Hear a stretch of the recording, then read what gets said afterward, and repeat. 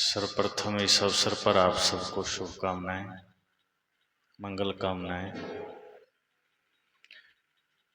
क्योंकि जिस तरह से सदगुरु कबीर इस संपूर्ण ब्रह्मांड में सूरज की भांति हैं, सदगुरु रविदास भी इस ब्रह्मांड का ध्रुव तारा ही है। उन्होंने भी छुआछूत, जातिवाद, संप्रदायवाद को मिटाने का काम किया, इंसान को इंसान बनाने का संदेश दिया, समाज में फैली हुई कुरीतियों को मिटाने का संदेश दिया, आपस की कटुता को मिटाने का संदेश दिया और जाति नहीं कर्म से व्यक्ति को ऊंचा मानने का संदेश दिया। उनका हर कर्म, उनका हर कर्तव्य निराला था। संत रैदास के जीवन की घटनाएं और उनके उपदेशों को जब हम सुनते हैं तो मन गदगद हो जाता है। ऐसे महानतम संत की आज जयंती, और जयंती होती ही जयी पुरुषों की है। सामान्य लोगों का जन्मदिन होता है, पर जयंती सबकी नहीं होती। जयंती का मतलब है जिसने अपने जीवन को जीता है, जिसने अपने मन वाणी इंद्रियों को जीता है, उनकी जयंती होती है। तो ऐसे महानतम संत जिनका एक एक ज्ञान, एक एक आदर्श संपूर्ण मानवता के लिए अमृत के समान है, हम सब उन्हें सिर्फ याद न करें।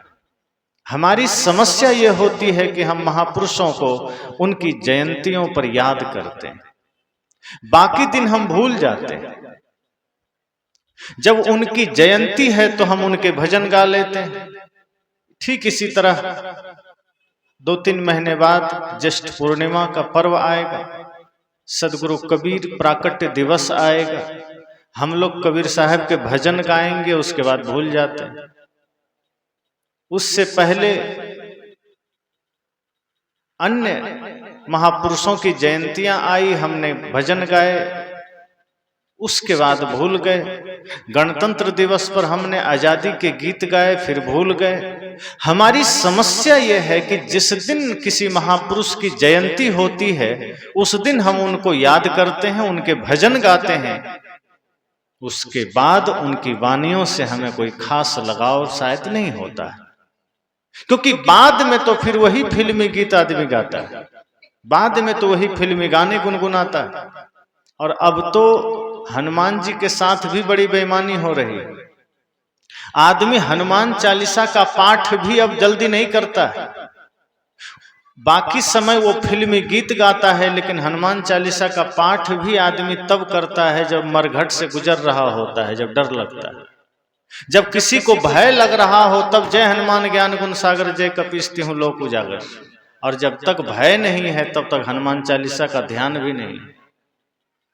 हम किसी भी चीज का उपयोग अब अपने स्वार्थ के अनुसार करते हैं, हम अपनी सुविधा के अनुसार करते हैं। हमारा जीवन किसी महापुरुष के प्रति समर्पित हो जाए, ऐसा बहुत कम होता है। हम अपने तन मन वचन को गुरु को समर्पित कर सकें, ऐसा बहुत कम होता है। कोई विशेष अवसर आया तो हम श्रद्धा दिखा देते हैं, वरना फिर उसी अश्रद्धा में जीते हैं, उन्हीं कुरीतियों में जीते हैं, उन्हीं आडंबरों में जीते हैं। महापुरुषों की जयंतियों पर हम उनके नाम लेते हैं, जयकारा लगाते हैं, गुणगान करते हैं, लेकिन कोशिश नहीं करते हैं कि उनका ज्ञान हमारा ज्ञान बन सके, कोशिश नहीं करते हैं कि उनका आदर्श हमारा आदर्श बन सके। ये तो ऐसा ही है जैसे पड़ोसी के खेत में बढ़िया धान की फसल हो और कोई आदमी बैठ के प्रशंसा करे कि वाह क्या फसल है, और खूब प्रशंसा करता रहे और अपने खेत में वो कुछ भी ना करे, तो जब धान की फसल कटेगी तो अपने खेत में तो घास है, घर में क्या आएगा।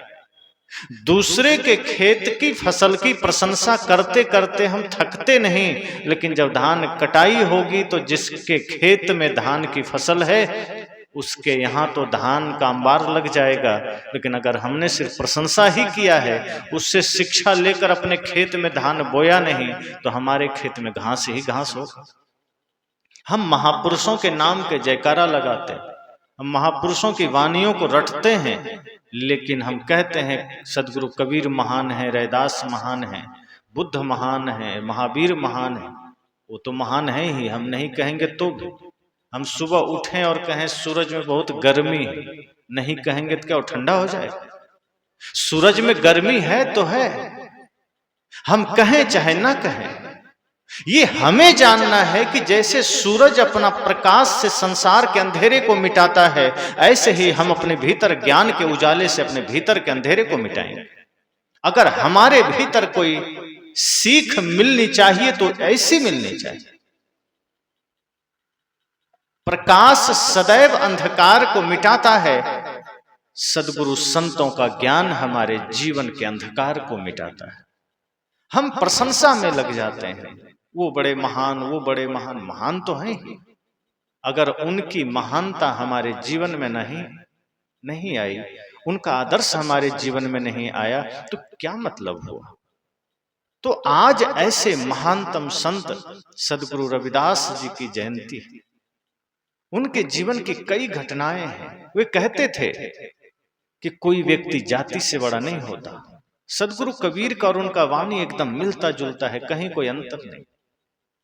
साहेब ने भी कहा कि जाति से कोई बड़ा नहीं होता। एक ही त्वचा हाड़ मल मूत्रा, एक रुधिर एक गुदा, एक बूंद से सृष्टि रची है, को ब्राह्मण को शूद्रा। साहब कहते थे कि ये सृष्टि पूरा एक ही जैसी है, सबके अंदर एक ही प्रकार का खून है, मांस है, हड्डी है, फिर अलग कैसे हो गया? एक ही बूंद से सृष्टि की रचना हुई, फिर कोई ब्राह्मण, कोई शूद्र, कोई क्षत्रिय कैसे हो गया? और साहब तो कहते थे, मानुष तेरा गुण बड़ा, ए मनुष्य तुम्हारा गुण बड़ा है। ये मांस काम नहीं आएगा, ये जातियां काम नहीं आएगी। अगर गुण को तुमने सुधारा है, अपने भीतर सद्गुण धारण किया है, तुम महान हो।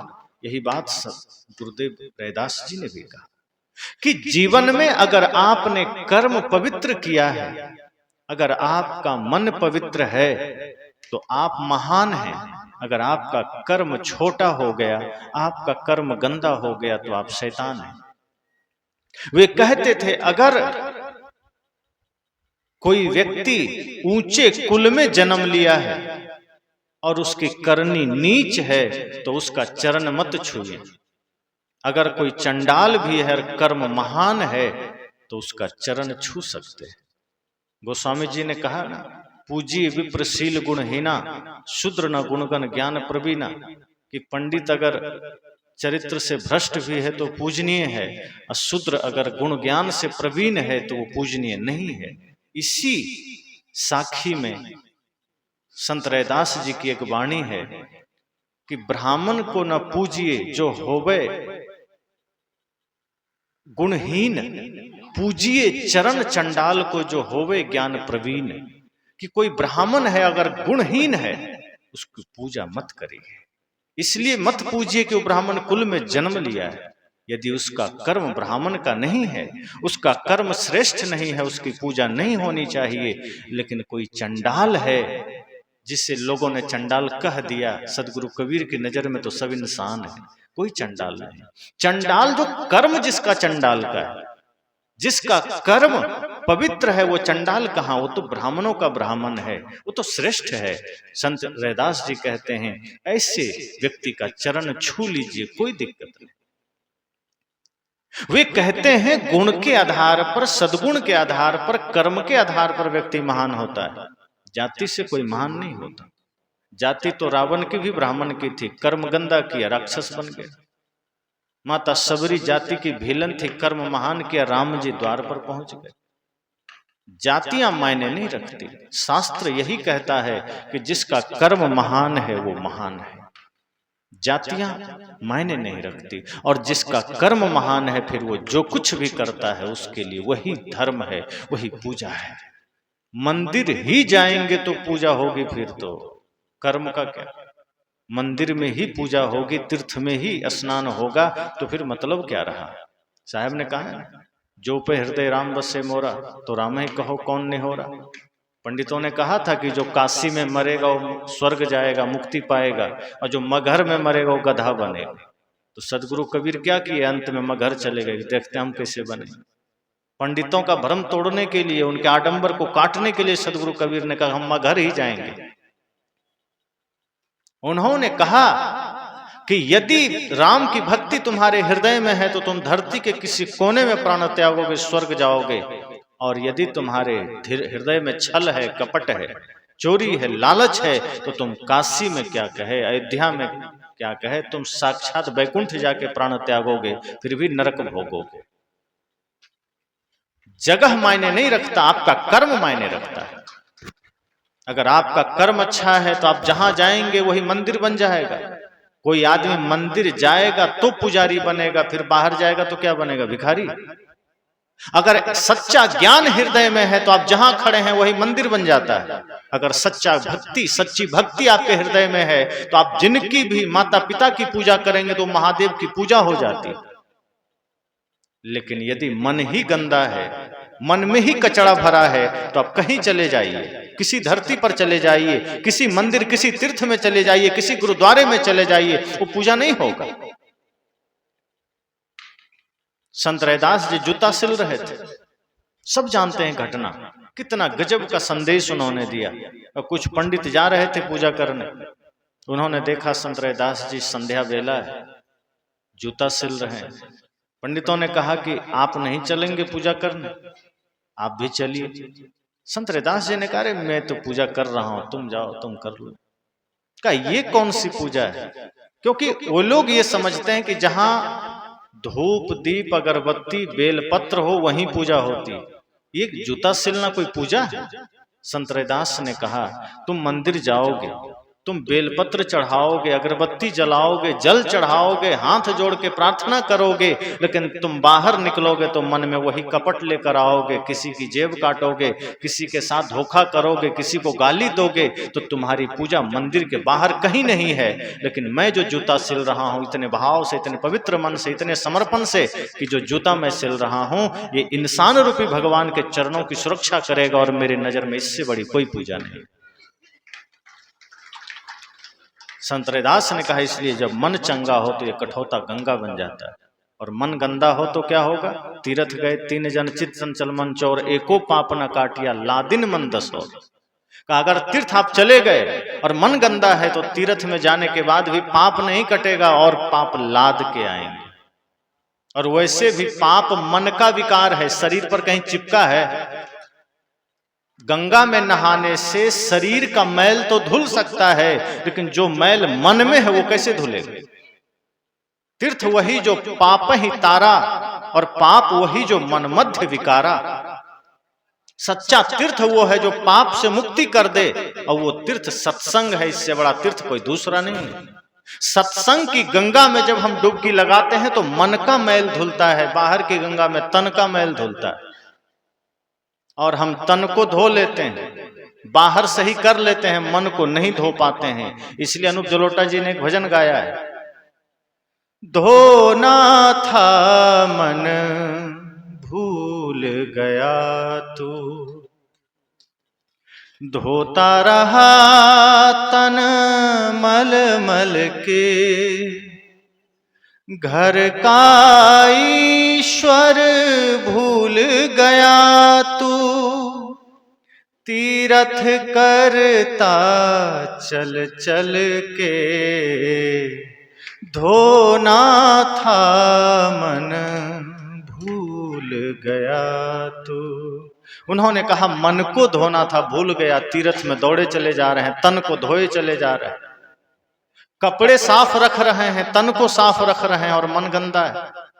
संत रैदास जी ने कहा अगर मन सब साफ हो गया तो तुम्हारे घर के कुएं का पानी भी गंगा से ज्यादा पवित्र बन जाएगा। अगर तुम्हारा मन निर्मल बन गया तो तुम्हारे टंकी का पानी भी निर्मल हो जाएगा, क्योंकि आपकी प्रवृत्ति, आपके मानसिक दशा पर आपके परिस्थितियां बनती है, आपका माहौल बनता है। सत्संगी आदमी सत्संग में जाने से सत्संगी नहीं होता, जहां वो होता है वहीं सत्संग हो जाता है। जो ज्ञानी आदमी है जहां है वहीं सत्संग हो जाएगा। जिसके अंदर सच में गुरु भक्ति है वो जहां रहेगा वहीं गुरु भक्ति हो जाएगी। प्रार्थना सिर्फ मंदिर में जाने से नहीं होती, साहब तो कहते हैं अगर पवित्र मन से आपके मुख से कोई शब्द निकलता है तो आपके मुख से निकला हुआ हर शब्द प्रार्थना बन जाए। अब मंदिर में गए प्रार्थना की, अब बाहर निकले गाली दी, इसी मुख से प्रार्थना इसी मुख से गाली। साहब कहते हैं फिर कोई मतलब नहीं है। जिस मुख से तुम राम का नाम ले रहे हो, गुरु का नाम ले रहे हो, उसी मुख से अगर तुम गाली दे रहे हो, उसी मुख से तुम झूठ बोल रहे हो, तो ये पूजा किसी पाखंड से कम नहीं, फिर ये पूजा नहीं है। इसलिए संत रैदास जी ने कहा कि मन चंगा तो कठोते में गंगा। तुम मंदिर जाओगे, पूजा करोगे, लेकिन पूजा करके जब घर लौटोगे तो पत्नी से झगड़ा करोगे, भाई से झगड़ा करोगे, दुकान पर बैठोगे तो डुप्लीकेट माल बेचोगे, तराजू से कम तौलोगे, 11 महीना बोले बम और प्रतिदिन तौले कम, यही चलेगा तुम्हारा। 1 महीना तुम बोल बम बोलोगे और बाकी समय तुम कम तौलोगे, यही है। रामा राम हरे राम, 2-2 अंडा सुबह शाम, यही तुम्हारी प्रवृत्ति है, यही तुम्हारी पूजा है कि राम राम करोगे और अंडा सुबह शाम दोनों टाइम चाहिए। जय मैया दुर्गे और हर दिन एक मुर्गे, यही तुम्हारी प्रवृत्ति है। संत रैदास ने कहा फिर ये पूजा नहीं, ये पाखंड है। अगर तुम किसी भी भगवान के नाम पर पाखंड कर रहे हो। एक आदमी जय हनुमान ज्ञान के सागर पढ़ रहा था और हाथ में तंबाकू रगड़ रहा था। संत ने कहा तुम हनुमान चालीसा पाठ कर रहे हो या हनुमान जी को रगड़ रहे हो? कम से कम तंबाकू तो मत खाओ। लोग परिक्रमा करने जाते हैं वृंदावन का, अयोध्या का, और आप देखेंगे परिक्रमा मार्ग पर बीड़ी तंबाकू गुटखा गांजा के दुकान लगे होते हैं। आदमी परिक्रमा करने जाता है और गांजा पी के परिक्रमा करता है, सिगरेट पीकर परिक्रमा करता है, तंबाकू खा के परिक्रमा करता है। सोचिए भगवान को छल रहा है कि खुद को छल रहा है? धोखा किसको दे रहा है? वो कहता है सर्वत्र भगवान है, तो सर्वत्र भगवान है तो क्या भगवान तुम्हारी उस नासमझी को नहीं देख रहे होंगे जब तुम गलत कर रहे हो? संत रैदास ने कहा मन निर्मल होना जरूरी है। मन गंदा हो गया तो पूजा पाखंड हो जाएगा।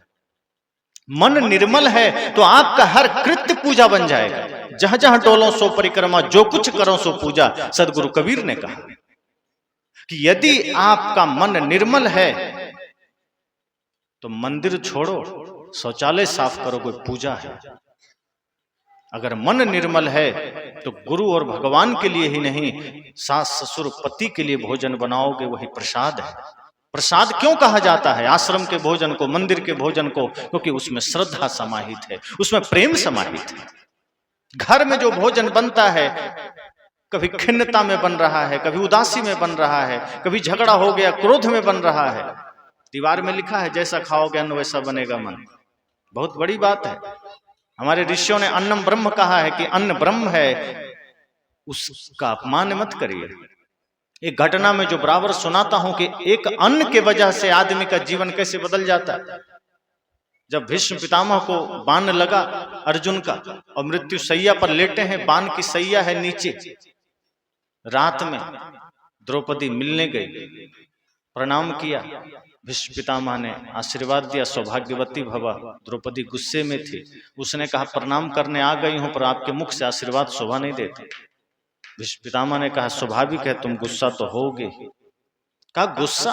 भयंकर गुस्सा है आपके लिए, क्योंकि आप जिस कुरुसभा में मौजूद थे, आपकी उपस्थिति में मेरा वस्त्र हरण हुआ था और आप चुपचाप बैठे थे। आप चाहते तो साक्षात यमराज का रास्ता रोक सकते थे। आपसे ज्यादा सामर्थ्य उस सभा में किसी के पास नहीं था, और आपके होते आपकी आंखों के सामने जब मेरा चिरहरण हुआ तो आपने नजर उठा के प्रतिकार भी नहीं किया, इसलिए आपके मुख से आशीर्वाद शोभा नहीं देता। तब भीष्म पितामह ने बड़ी सुंदर बात कही। उसने कहा पुत्री तुम्हारा गुस्सा जायज है, मुझसे भूल हुई है, लेकिन इतना बता दूं कि जिस वक्त वो घटना घटी मैं दुर्योधन के पक्ष में खड़ा था और दुर्योधन के पाप का अन्न खाते खाते मेरा मन भी पापी बन गया था, इसलिए मैं धर्म का साथ न दे सका। लेकिन अब तुम्हारे पति अर्जुन के बाणों से मेरे शरीर में सारे विषाक्त और पाप के रक्त बह चुके हैं। अब मेरा मन निर्मल है, इसलिए निर्मल मन से आशीर्वाद दे रहा हूं। निर्मल मन भोजन से भी फर्क पड़ जाता है। अगर खिन्नता में आपने भोजन बनाया, वो भोजन जहर बन जाएगा, विष बन जाएगा। और यदि पवित्रता में बनाया, श्रद्धा में बनाया, आपका हर दिन का भोजन प्रसाद बन जाएगा। बहुत मसाले मत डालिए, कोई बात नहीं, घी मत डालिए, कोई बात नहीं, लेकिन संत जन कहते हैं जब भोजन बनाओ उसमें श्रद्धा और प्रेम जरूर डालो। और जिस दिन आपने भोजन में श्रद्धा और प्रेम का प्रयोग किया, आपका भोजन फिर अमृत भोजन बनेगा, प्रसाद बनेगा। और जो उस प्रसाद को ग्रहण करेगा, हर आदमी गदगद होगा, मन निर्मल होगा। तो संत रैदास जी ने कहा कि मन अगर आपका गंदा है तो आप मंदिर चले जाओ तो भी पूजा नहीं है, गिरजाघर चले जाओ तो भी नहीं, प्रार्थना नहीं है। मन गंदा है तो तीर्थ में भी चले जाओ, क्या मिलेगा? गंगा में डुबकी लगा लोगे, क्या करो? आके तो फिर वही गंदा बोलना, मुख में राम बगल में छुरी, मुख में राम राम चलेगा, पीछे कल्पना चलेगी किसकी जेब काटनी। मुख में प्रार्थना चलेगा और भीतर कपट जाल चलेगा शकुनी के। सदगुरु कबीर कहते हैं, जह जह डोलो सो परिक्रमा, जो कुछ करो सो पूजा। कहा जब मन निर्मल होगा ना, तो आपका हर काम पूजा बन जाएगा। फिर आपके मुख से निकला हुआ हर शब्द प्रार्थना बन जाएगा। कोशिश ऐसी करिए कि ये जो मुख है, ये पवित्र मुख है, ये शरीर एक मंदिर समझिए। ऋषियों ने कहा, देह देवालय शौचते, या देह ही देवालय, बाहर कोई देवालय। बाहर का देवालय आपके कारण देवालय, बाहर का शिवालय आपके वजह से है, बाहर का मंदिर आपके वजह से है। लेकिन जिस दिन यह तन मंदिर बन गया, समझना फिर इसमें परमात्मा का निवास हो जाएगा। मंदिर में हम बहुत गए पर तन यह मंदिर नहीं बना, व्यर्थ शिवालय में जाना यदि मन शिव सुंदर नहीं बना। मंदिर तो बहुत गए, तन मंदिर बना क्या? मंदिर चले गए और तन कबाड़ खाना बना हुआ है। जैसे ये मंदिर है, इसके गेट पर अभी कोई कचड़ा धर दे तो आप लोग घुसेंगे? पुजारी या जो संत जी हैं डांटेंगे कि क्या आप करते हैं, मंदिर को गंदा रखा। लेकिन हर आदमी अपने शरीर रूपी मंदिर को गंदा रखा है। मुख में झूठ बोल रहा है, मुख से गलत खा रहा है, नशा कर रहा है, मुख का द्वार ही गंदा कर रखा है। मस्तिष्क गंदा है, मन गंदा है, मुख का द्वार गंदा है, कहां से परमात्मा आएगा? जब हृदय रूपी आंगन ही साफ नहीं किया तो सदगुरु का आगमन कैसे होगा? तुमने आंगन नहीं बुहारा, कैसे आएंगे भगवान? अब तक गंदा पड़ा द्वारा, कैसे आएंगे भगवान? बाहर का आंगन में झाड़ू लग गया, सफाई हो गई, और हृदय रूपी आंगन में कचड़ा भरा है। साहब ने कहा, जहां जहां डोलो सो परिक्रमा, जो कुछ करो सो पूजा। और जब मन निर्मल हो तो आपका हर कर्तव्य पूजा बन जाता है। फिर आप स्कूल में अगर शिक्षक हैं तो आप पूजा कर रहे हैं, फिर आप दफ्तर में नौकरी कर रहे हैं, आप पूजा कर रहे हैं, आप खेत में किसानी कर रहे हैं, आप पूजा कर रहे हैं, आप दुकान चला रहे हैं, आप पूजा कर रहे हैं। जब आपका मन निर्मल हो जाता है, फिर कोई कर्म पूजा नहीं है कि नहीं है, सब पूजा है, सारे कर्म पूजा है। एक आदमी ने कहा, तो फिर हम चोरी करते हैं तो पूजा नहीं है? साहब ने कहा, ये कुतर्क है, क्योंकि निर्मल मन से चोरी हो ही नहीं सकती। अगर निर्मल मन है तो कोई झूठ बोल ही नहीं सकता। चोरी करने के लिए मन का गंदा होना जरूरी है, झूठ बोलने के लिए मन का गंदा होना जरूरी है, गलत खाने के लिए मन का गंदा होना जरूरी है। साहब ने कहा, कोई भी कर्म पूजा कैसे हो जाए? जो कर्म मन की निर्मलता में हो, जिस कर्म में मन निर्मल हो, वही कर्म पूजा है। जिसमें मन गंदा है वो पूजा नहीं है। अगर हमने गंदे मन से भजन किया फिर वो भजन झूठा है। अगर हमने अपवित्र मन से गुरु का नाम लिया फिर वो नाम झूठा है, हमारा लेना झूठा है। इसलिए संत रैदास जी ने बड़े भाव से कहा कि तुम जो पूजा कर रहे हो वो पूजा तुम्हारा पाखंड बन जाता है, क्योंकि तुम आओगे फिर तुम जाति पाति फैलाओगे, फिर तुम लोगों को ठगोगे, फिर तुम वही मंदिर में जुआ खेलोगे, फिर तुम वही भगवान के नाम पर नशा करोगे। अब गजब की बात है, बहुत लोग अब भगवान के नाम पर बीड़ी बेचता है। अब कई जगह देखें गणेश बीड़ी मिल जाएगा। अब गणेश जी बीड़ी शायद पिए होंगे, तो आश्चर्य की बात है। जो कभी बीड़ी जानते नहीं होंगे, उनके नाम पर बीड़ी बेची जा रही है। गांजा शिव जी को चढ़ता है, ऐसा लोग कहते हैं। एक शिव भक्त ने कहा कि मैं गांजा इसलिए पीता हूं कि शिव जी को गांजा चढ़ता है, नहीं पीऊंगा तो उनका अपमान हो जाएगा। मैंने कहा किस शास्त्र में लिखा है शिव जी गांजा पीते थे? उसने कहा सुना है इसलिए मैं गांजा पी लेता हूं। मैंने कहा चलो ठीक है, मान लिया तुम्हारी बात कि शिव जी को गांजा चढ़ता था, वो गांजा पीते थे, तुम पीते हो, तो शिव जी जहर भी पिए थे, एक आध बार तुम भी ट्राई करो और राम नाम सत्य हो जाएगा। अपनी सुविधा के अनुसार काम करते हो। शिव जी तो गले में सांप भी रखते थे, तुम भी रख के देखो। आदमी सिर्फ अपनी नाकामी को छिपाने के लिए भगवान का नाम आगे रख देता है। जानता है शिव जी आके थोड़े बताएंगे मैं पीता नहीं था, वो भी जानता है वो आके नहीं बताने वाले, तो उनके नाम पर कुछ भी लिख दो। अपनी मन की भड़ास लिख दिया और नीचे लिख दिया श्री कृष्ण। कृष्ण ने भले ना कहा हो कुछ, लेकिन साबित करना है, लोगों को धोखा देना है, तो अपनी बात लिख दिया, नीचे लिख दिया ऋग्वेद। अपनी बात लिख दिया, नीचे लिख दिया सदगुरु कबीर। अब भले सदगुरु कबीर ने कही ना हो बातें, लेकिन महापुरुषों के नाम पर हम अपने मन की भड़ासें लिख देते हैं और लोगों पर थोप देते हैं। देखो साहब ने कहा कि देखो राम ने कहा है, कृष्ण ने कहा है, बुद्ध ने कहा है।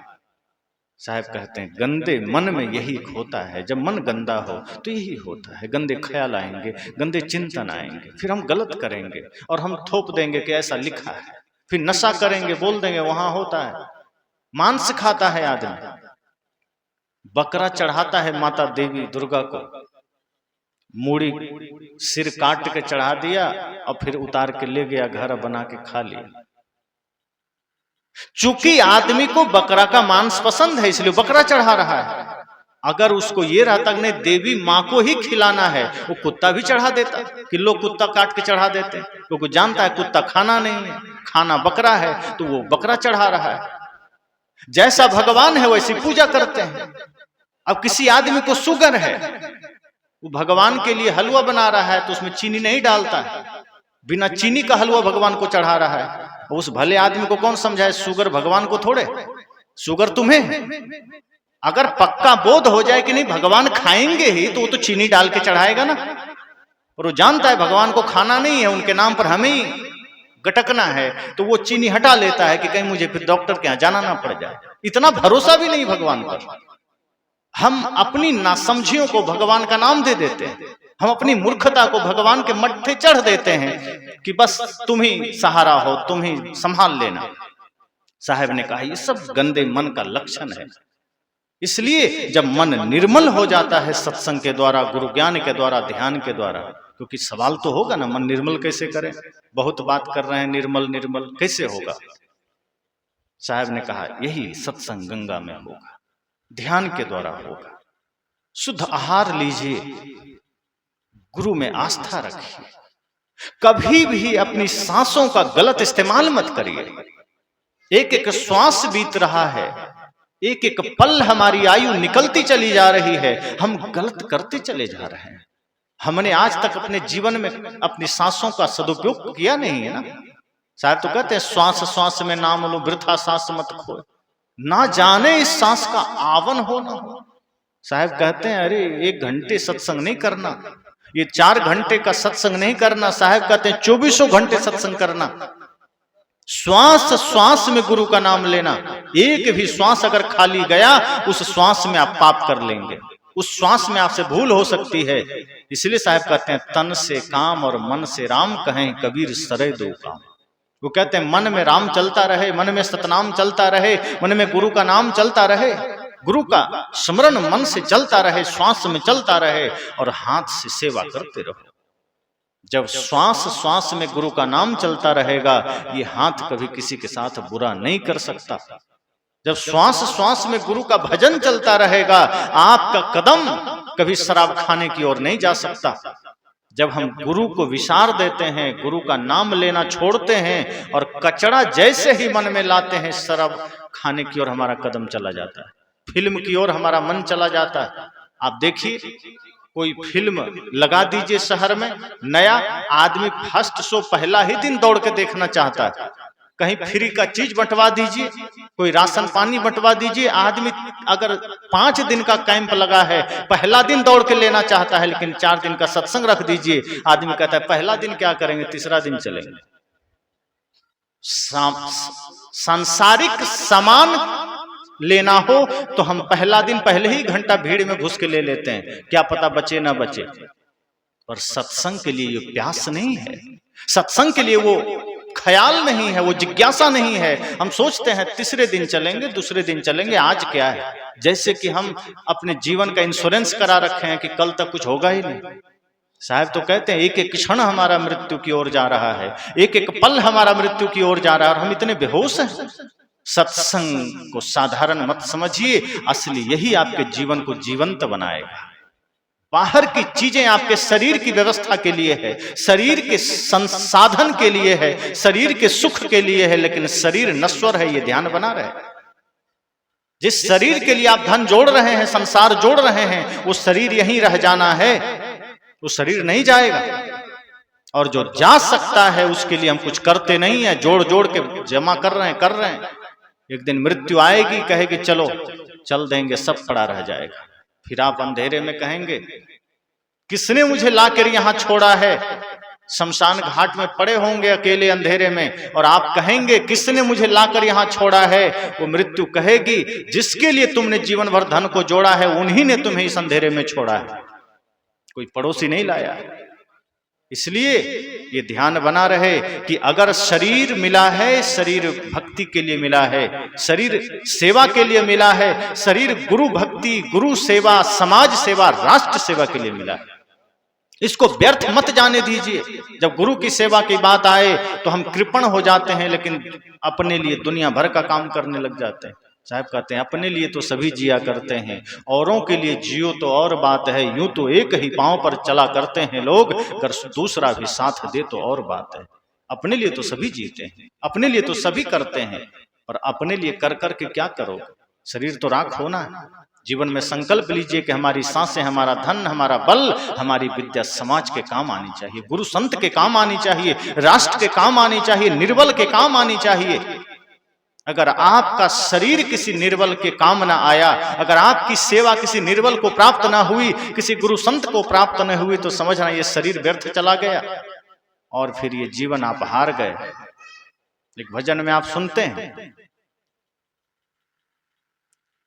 हर चीज तुम्हें लौटा दी है, वहां नहीं कुछ भार चले, पर दोष न देना ऐ लोगों, पर दोष न देना ऐ लोगों, देखो खाली हाथ चले, लो अपना जहां दुनिया वालों, हम इस दुनिया को छोड़ चले। जो रिश्ते नाते जोड़े थे, जो रिश्ते नाते जोड़े थे, वो रिश्ते नाते तोड़ चले, लो अपना जहां दुनिया वालों, हम इस दुनिया को छोड़ चले। अंत में क्या कहा, वह राह अकेले कटती है, वहां नहीं कोई साथ चले, उस पार न जाने क्या पाए, उस पार न जाने क्या पाए, इस पार तो सब कुछ हार चले, लो अपना जहां दुनिया वालों, हम इस दुनिया को छोड़ चले। संत ने कहा कि हर चीज तुम्हें लौटा दी है, सिकंदर गया सब लौटा दिया। लौटाना ही पड़ेगा, लौटाएगा क्या, छूट जाना। संत कहते हैं हर चीज तुम्हें लौटा दी है, वहां नहीं कुछ भार चले, कोई भार नहीं चलेगा। पर दोष न देना ऐ लोगों, देखो खाली हाथ चले। अगली पंक्ति में क्या है, वह राह अकेले कटती है। ये जो मृत्यु के बाद का सफर है, अकेला सफर, कोई साथ नहीं जाएगा। आप जिसके साथ 2400 घंटे रहते हैं, धन और मित्र के साथ, परिवार के साथ, वो धन क्या कहेगा, क्षमा करना, बैंक और तिजोरी से बाहर में आ ही नहीं सकता, तुम जाते हो तो जाओ, जब तक तुम थे तब तक मेरा मतलब था, उसके बाद कोई लेना देना नहीं। जिस धन के लिए आपने प्राण गंवाए, वो धन आपके आखिरी समय में इतना ही कहता है कि तुम्हें जाना है तो जाओ, मैं तिजोरी और बैंक से बाहर नहीं आ सकता, जाओ। जीव निराश हो जाता है, सोचता है इसके लिए मैंने मेहनत की और ये साथ नहीं दे रहा, इस धन के लिए मैंने प्राण गंवाए, अपनों से विवाद किया, भाई से झगड़ा किया, 2 नंबर काम किया, छल किया, कपट किया, और आज ये धन मेरा साथ छोड़ रहा है। तब आपको ध्यान आता है कि दूसरा मेरा ये परिवार है, ये साथ जाएगा। तब आप परिवार से कहते हैं कि तुम तो दोगे साथ, तुम तो चलोगे। तो आपका परिवार, आपका रिश्तेदार, आपका मित्र क्या कहता है, ठीक है चलेंगे, पर मरघट से आगे नहीं जा सकते, वहीं तक पहुंचा के चले आएंगे, कोई उपाय नहीं है, मरघट से आगे मैं जा ही नहीं सकता। तब जीव निराश हो जाता है कि धन तो घर से बाहर नहीं निकला, मित्र परिवार तो मरघट के आगे जाने को राजी नहीं है, अब क्या करें। क्योंकि जीवन में धर्म तो कमाया नहीं, और धर्म ही लास्ट में कहता है कि अगर मेरा साथ लिया होता तो तुम जन्म जन्म जहां भी होते मैं तुम्हारे साथ होता। धर्म कभी आपका साथ नहीं छोड़ता। गुरु का भजन, गुरु की भक्ति, गुरु की सेवा, ये कभी आपका साथ नहीं छोड़ते। जब आप इनको ग्रहण करते हैं तो दुनिया छोड़ दे, आप हर चीज से बेसहारा हो जाएं, लेकिन गुरु का ज्ञान ऐसा है जो कभी बेसहारा होने नहीं देता। दरबार में सच्चे सदगुरु के दुख दर्द मिटाए जाते हैं, दुनिया के सताए लोग यहाँ सीने से लगाए जाते हैं। इसीलिए जब यह भाव जगेगा कि समय थोड़ा है, मृत्यु के निकट जीवन जा रहा है, तो इसी सत्संग में मन निर्मल होगा। और जब मन निर्मल होगा तो पाप क्यों होगा, मन निर्मल होगा तो भाई से विवाद क्यों होगा, मन निर्मल होगा तो घर मंदिर ही तो बनेगा। फिर हर घर मंदिर होगा, हर जीवन मंदिर होगा। और जब घर मंदिर बन जाए तो मंदिर में फिर भगवान ही तो प्रकट होंगे, कोई शैतान क्यों प्रकट होगा। फिर आपके बच्चे जिन्हें आप सोचते हैं श्रवण कुमार बन जाए, और जो बनता तो मेघनाद है, श्रवण कुमार तो बनता नहीं, क्योंकि हमारा संस्कार ऐसा होता नहीं। इसलिए वो बचपना में आप उसको, मैंने कल कहा था कि शिक्षा दीक्षा संस्कार की कमी होती है, बच्चे श्रवण कुमार तो नहीं बन पाते, वो मेघनाद बन जाते हैं, लादेन बन जाते हैं, कसाब बन जाते हैं, और हम सजग नहीं होते।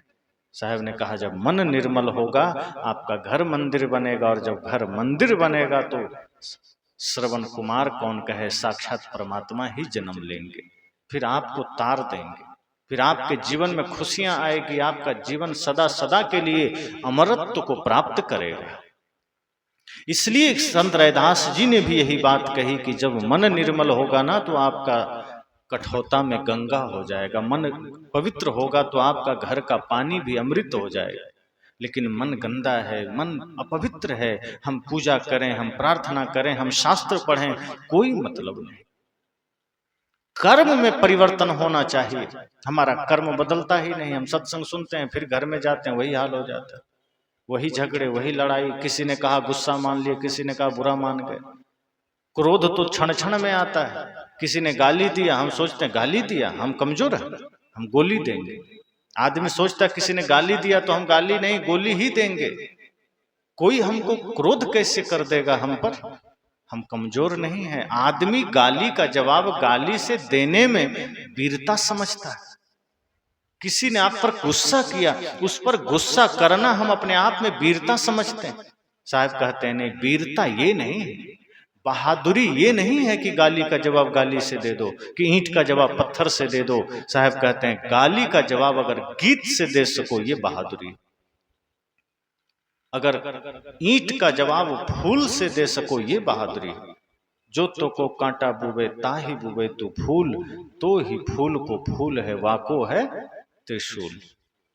साहब ने कहा अगर कोई कांटा बोया, उसने अपना परिचय दिया, आप क्यों कांटा बो रहे हैं, आप क्यों उसके मार्ग में अवरोध पैदा कर रहे हैं। साहब कहते हैं अपने संस्कार में रहिए, अपने नियम में रहिए, अपने धर्म में रहिए, अपने भक्ति में रहिए।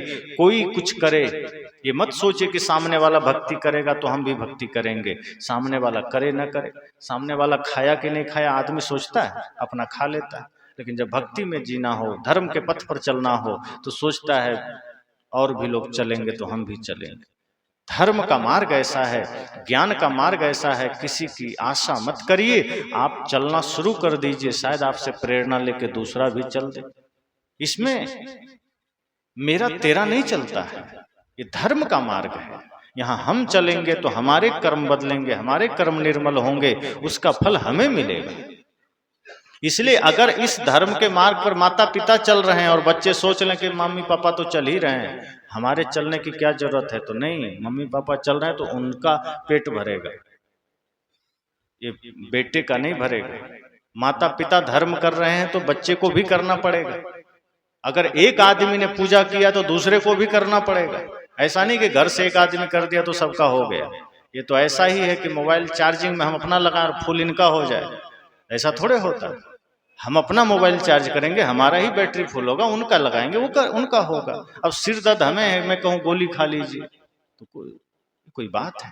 धर्म का पथ है। जब शरीर का रोग एक के उपचार से दूसरे का नहीं मिटता तो मन का पाप कैसे मिट जाएगा। उसके लिए खुद को साधना करनी पड़ेगी, खुद को मन को रगड़ना पड़ेगा।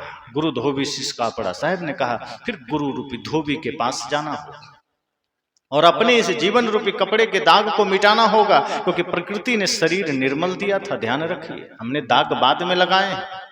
जन्म लिए बच्चों को देखिए, मन में निर्मलता है, सौम्यता है, पवित्रता है, इसलिए बच्चे को भगवान का रूप कहा। लेकिन बाद में उसमें जातिवाद का दाग लगा दिया, संप्रदाय का दाग लगा दिया, छुआछूत का दाग लगा दिया, गाली का दाग लगा दिया, हिंसा का लग गया, छल कपट का लग गया, काम क्रोध लोभ मोह का दाग लग गया। और वैसा ही प्रकृति को हम लौटा देते हैं। अगर आपने किसी से गाड़ी मांगा, अब तो सबके पास गाड़ी हो गई, पहले जब गाड़ियां कम होती थी तो लोग बाइक मांग कर ले जाते थे कहीं, तो जो देता था वो आदमी कहता था जैसा दे रहा हूं जिस कंडीशन में वैसा ही लौटाना। अगर कोई गलती या कोई गड़बड़ी गाड़ी में हो गई तो ठीक करा के देना।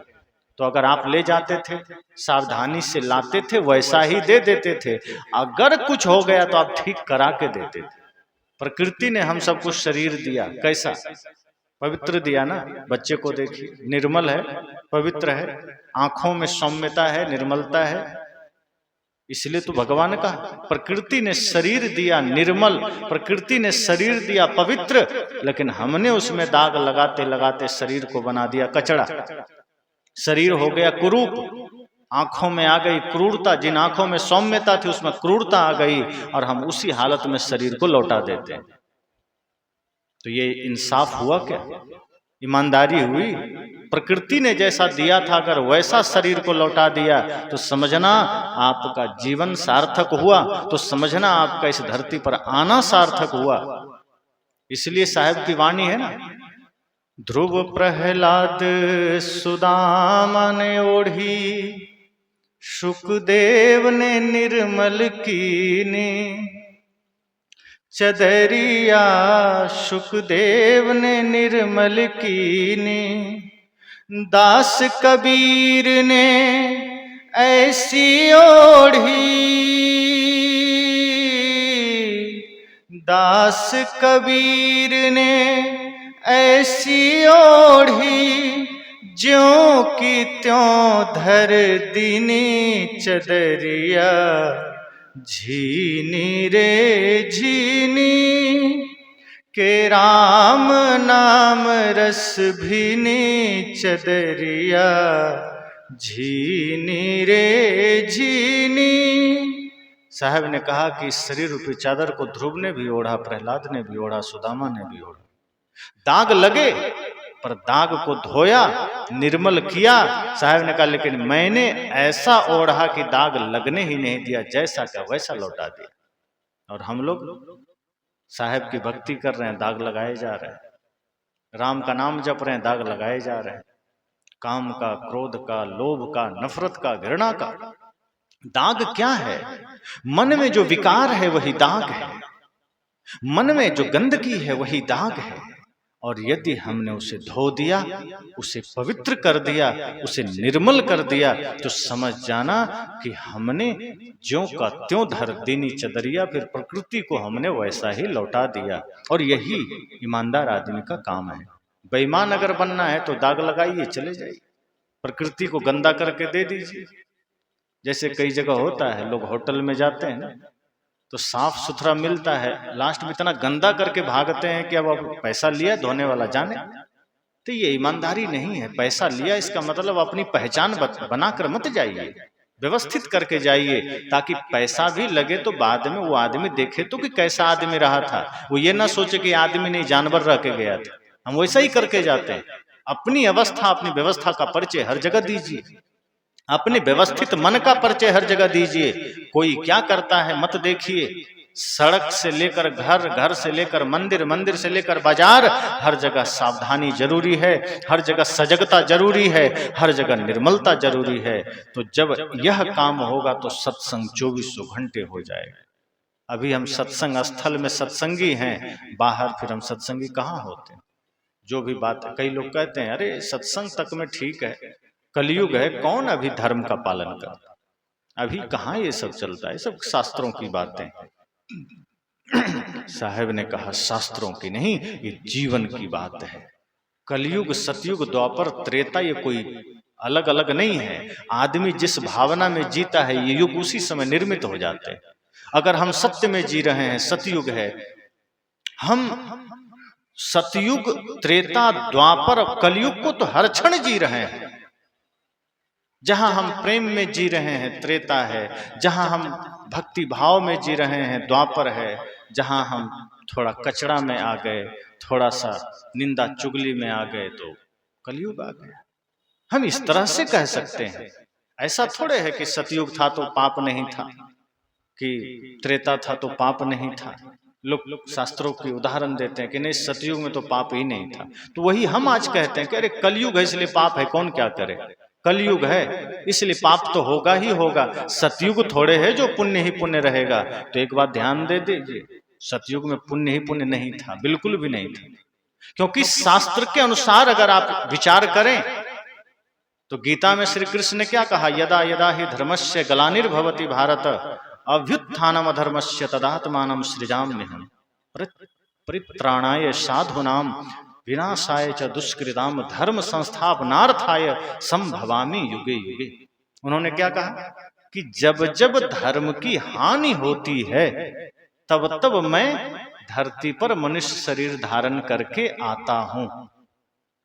इस लाइन से क्या सिद्ध होता है कि जिस युग में जब ज्यादा पाप रहता है तब वो अवतार लेकर आते हैं। और अब आप गिनती कर लीजिए, सतयुग में 4 अवतार है। तो जब पुण्य ही पुण्य था तो 4 अवतार आए क्यों? क्योंकि कृष्ण तो कह रहे हैं जब पाप बढ़ता है तब मैं आता हूं। इसका मतलब सतयुग का चारों चरण पाप ही पाप था। और 4 अवतार कौन कौन से हैं? मछली, कछुआ, बराह और नरसिंह, है ना सतयुग के 4 अवतार। तो कृष्ण कहते हैं जब पाप बढ़ता है तब आता हूं। तो सतयुग में कौन सा पाप था जो 4 अवतार हुए? जब पुण्य ही पुण्य था तो 4 की जरूरत क्यों पड़ी? और त्रेता में 3 चरण पुण्य है, 1 चरण पाप। तो 1 अवतार की जरूरत है तो 3 हो गए। वामन, परशुराम और राम, 1 की जरूरत थी, 3 आ गए। अब द्वापर में आधा पाप आधा पुण्य, तो कृष्ण बलराम मान लो ठीक है, मामला द्वापर का थोड़ा ठीक है। कलयुग चारों चरण पाप से भरा पड़ा है और अभी तक भगवान का पता नहीं, कहीं कोई अवतार नहीं। और हम हाथ जोड़े बैठे रहे कि भगवान आएंगे तो कल्याण करेंगे, तो होगा। अपने मन को ही भगवत्ता में लगाना होगा, अपने भीतर की ही शक्ति को जगाना होगा। लोग कहते हैं कि प्रहलाद को बचाने के लिए भगवान खंभा फोड़ के निकल गए। ये तर्क की बात है, जरा विचार करिए। प्रहलाद का झगड़ा पिता से था, कोई सामाजिक और राष्ट्रीय झगड़ा था क्या? पारिवारिक झगड़ा था ना। लेकिन उस झगड़े में भगवान आ गए और गुरु गोविंद सिंह के 2 बच्चे दीवार में चुनवा दिए गए राष्ट्र के लिए। भगवान कहां थे? क्यों नहीं आए? भगत सिंह को फांसी हो रही थी, भगवान कहां थे? देश के लिए वो मर रहे थे। कहने का मतलब है कि कृष्ण भी कहते हैं कि आत्मा ही परमात्मा है। उपद्रष्टानुमंता च भारता भोक्ता महेश्वर परमात्मेति चाप्युक्त देहस्मिन् पुरुषः परः। कि अगर आप किसी बाहर परमात्मा की प्रतीक्षा में है, कोई नहीं आएगा। अगर समाज में कोई संकट है, परिवार में कोई संकट है, राष्ट्र पर कोई संकट है, तो राम हमें बनना होगा। चलो राम के पद चिन्हों पर अब इतिहास बदलना होगा। अब हमें ही वो राम तत्व जगाना होगा, अब हमें ही वो सामर्थ्य जगाना होगा। और साहब ने तो कहा है, करू बहिया वाला अपनी छाड़ बिरानी आस। साहब तो कहते हैं स्वावलंबी बनो, प्रावलंबन की बैसाखी लेकर कब तक दौड़ते रहोगे? प्रावलंबन का डंडा पकड़कर कब तक चलते रहोगे? लंगड़ा मत बनो। साहब कहते हैं सामर्थ्यशाली बनो, अपने भीतर की शक्ति को जागृत करो। हो हुजूर ठाड़ कहता हूं, अब तय संहार संहार। साहब ने कहा तुम खुद स्वामी हो, तुम खुद अपने भीतर के शौर्य को जागृत करो और अपने आप को इस रूप में स्थापित करो कि तुम्हारे होते किसी माँ बहन बेटी पर कोई कुदृष्टि न कर दे, तुम्हारे होते समाज पर कोई कलंक न खड़ा कर दे, तुम्हारे होते कोई राष्ट्र की तरफ अपने कुदृष्टि न कर दे। अगर ऐसा है तो आपके भीतर ही राम है, आपके भीतर ही लक्ष्मण है, आपके भीतर ही कृष्ण है, वरना बाहर हाथ जोड़े रह जाएंगे। और कृष्ण भी कहीं होंगे तो सिर पर हाथ रख के बैठे होंगे कि मैं तो तुम्हारे भीतर हूं, तुम मुझे बाहर खोज रहे हो। अपनी निकम्मापन को छिपाने के लिए हम बाहर के भगवान से प्रार्थना करते हैं कि कर दो, और बाहर भगवान ही नहीं, बाहर प्रतीक होते हैं, बाहर स्मारक होते हैं, बाहर निशानियां होती है सीखने के लिए। अगर मूर्ति में भगवान होता, मूर्ति में ही राम होते, कृष्ण होते, तो कोर्ट को फैसला न करना पड़ता, राम जी खुद कर लेते। फिर कृष्ण जन्मभूमि जो आज भी मस्जिद के नीचे है, उसको इतना लंबा केस न लड़ना पड़ता, काशी विश्वनाथ के लिए लड़ाई न करनी पड़ती, राम मंदिर के लिए लड़ाई न करनी पड़ती। इसका मतलब है कि राम हमें बनना होगा। चलो राम के पद चिन्हों पर अब इतिहास बदलना हो। तो साहब ने भी तो यही कहा, लेकिन लोग कहते हैं कबीर तो हिंदू विरोधी हो गए, राम विरोधी हो गए। कबीर भी तो यही कह रहे हैं कि अपने भीतर की शक्ति को जगाइए। धर्म स्थापना करना है तो आप ही को सुदर्शन चक्र भी उठाना होगा और आपको ही मधुर प्रेम की बांसुरी भी उठाना होगा। पर हम थोड़ा उल्टा कर देते हैं।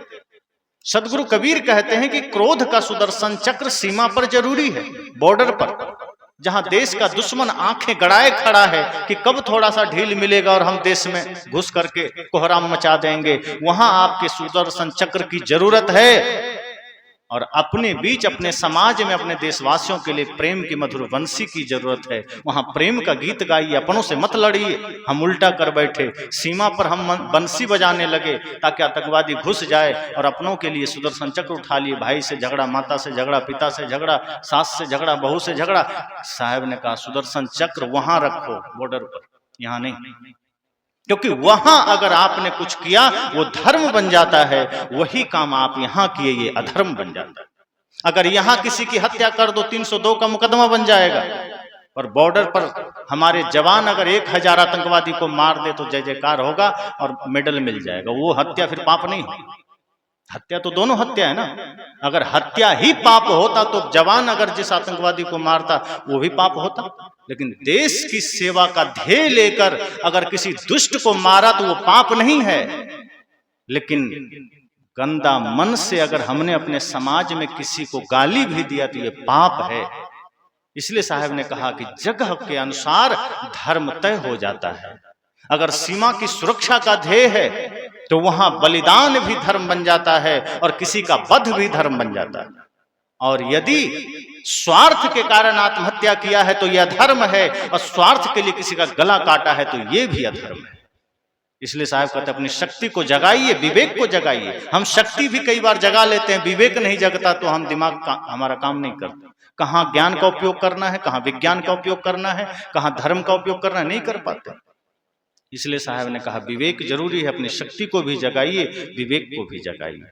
तो ये जीवन बड़ा थोड़ा है और हम सबको समझना है, हम सबको देखना है कि इस थोड़े से जीवन में हमें अपने हर कर्तव्य को निभाना है, प्रेम में जीना है, नफरत क्यों पालना। इतनी छोटी सी जिंदगी हमारी है, छोटी सी, बहुत बड़ी नहीं है। 100 साल भी कितना है, अनादि काल के जगत में 100 साल की आयु कुछ नहीं है। और अब तो 50 साल की आयु लोगों की हो गई है। वैसे तो पता ही नहीं, कोई 5 में चल देता है, कोई 10 में चल देता है, कोई 20 में चल देता है। पर साहब कहते हैं अगर छोटी सी भी आयु है, उस आयु में सजग रहिए, काम ऐसा कीजिए, काम वो कीजिए कि फिर से जग में ना आना पड़े। वो काम कीजिए कि इस जीवन में, इस छोटी सी आयु में प्रेम का जीवन बिताइए। हमारे पास तो प्रेम में जीने के लिए ही समय कम है, हम पता नहीं नफरत के लिए समय कहां से निकाल लेते हैं। हमारे लिए भक्ति में चलने के लिए ही टाइम कम है, हम पता नहीं कहां पाप के लिए समय निकाल लेते हैं, छल के लिए समय निकाल लेते हैं, द्वेष के लिए समय निकाल लेते हैं। 2-4 लोग जहां बैठेंगे दूसरे की निंदा चुगली शुरू हो जाती है। अपना आत्मचिंतन हम नहीं करते, अपने भीतर हम निहार कर नहीं देखते, आत्ममंथन नहीं करते कि हमारा मन गंदा है, हमारे मन में द्वेष है, हमारे मन में गंदगी है। हम ये नहीं देखते, हम देखते हैं फला आदमी कैसा है, उसका बेटा क्या किया, उसका पोता क्या किया, उसके मन में वो चोर है, वो चुहाड़ है, वो छली है, कपटी है। हम दूसरे का पूरा लेखा जोखा रखते हैं। ऐसा मालूम पड़ता है किसी ने ड्यूटी दे दिया कि पड़ोसी का पूरा कुंडली रखो। जितना पड़ोसी आप खुद अपने बारे में नहीं जानता, उतना उसका पड़ोसी जानता है उसके पास क्या क्या है।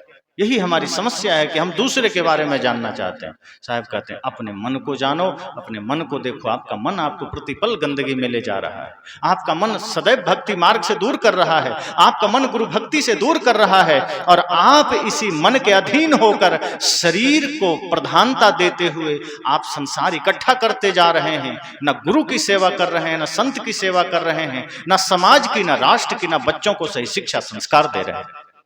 इसलिए सजग हो जाना है। ये सत्संग आपके जीवन के समस्याओं का समाधान है, ये सत्संग आपके जीवन के प्रश्नों का उत्तर है।